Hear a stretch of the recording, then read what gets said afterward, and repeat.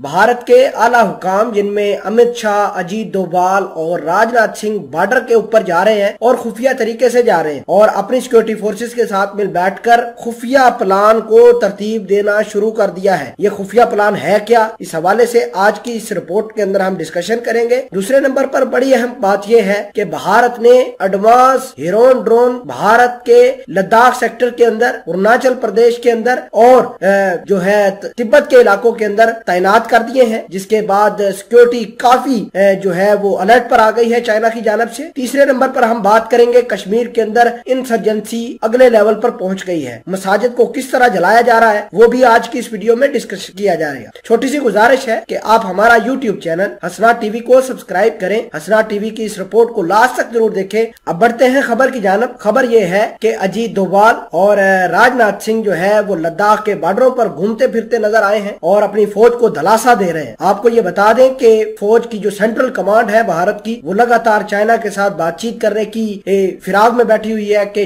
China के साथ बातचीत करे, लेकिन चाइना वाले बात और डायलॉग करने के हामी नहीं है। चाइना ये कहता है कि जो इलाका उसने पकड़ लिया अब हम वापस नहीं देंगे। आपको ये बता दें कि लगातार, जी हाँ लगातार अरुणाचल प्रदेश के अंदर चीनी फौज की पेशकदमी जारी है और ये जो अजीत डोभाल है, अमित शाह है, राजनाथ सिंह है, ये सारे के सारे अपनी फौज को कहते हैं कि इनके ऊपर हमला कर दे। नाजरीन ग्रामी, हमले की स्ट्रैटेजी बनाने के लिए अजीत डोभाल और राजनाथ सिंह अपने LAC के बॉर्डर के ऊपर जाते हैं। फिलहाल के लिए आपको ये बता दें कि भारत के अंदर इतनी सख्त नहीं है, इसकी फौज के अंदर इतनी सख्त नहीं है कि वो चाइना के ऊपर हमला बोल दे। नाजरीन ग्रामी, इसके अलावा आपको ये बता दें कि जो इलाके चाइना ने जहां जहां पर इन्होंने कब्जा किया है वहां पर चाइना ने फौजी बंकर बना लिए हैं और ऐसा लगता है कि जैसे ये सालों साल से चाइना के इलाके थे। हालांकि इन्होंने भारत से इलाके छीने हैं और वहां पर बंकर बनाकर छोटे छोटे गांव बसाए जा रहे हैं, जिसकी वजह से भारत को काफी परेशानी हो रही है। और भारत ये कहता है, भारत के पॉलिटिशियन ये अपनी फौज को कह रहे हैं कि खुदारा इनके ऊपर हमला करो और भारत की फौज हमला करने से कतरा रही है। दूसरे नंबर पर बड़ी अहम बात यह है कि भारत ने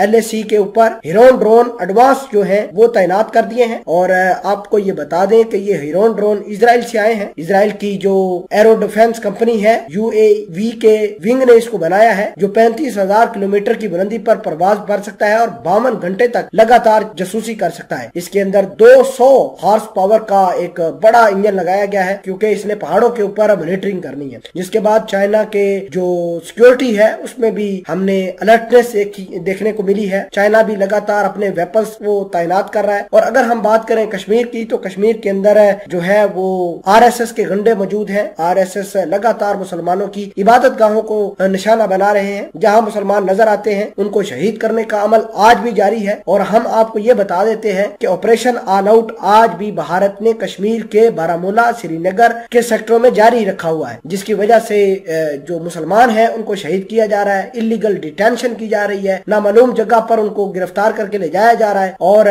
जो है जो कश्मीरी शहीद किए जाते हैं उनको उनके पेरेंट्स को बताए बगैर नामालूम जगह पर उनको दफन किया जा रहा है। तो ये काम आजकल कश्मीर के अंदर भारत कर रही है।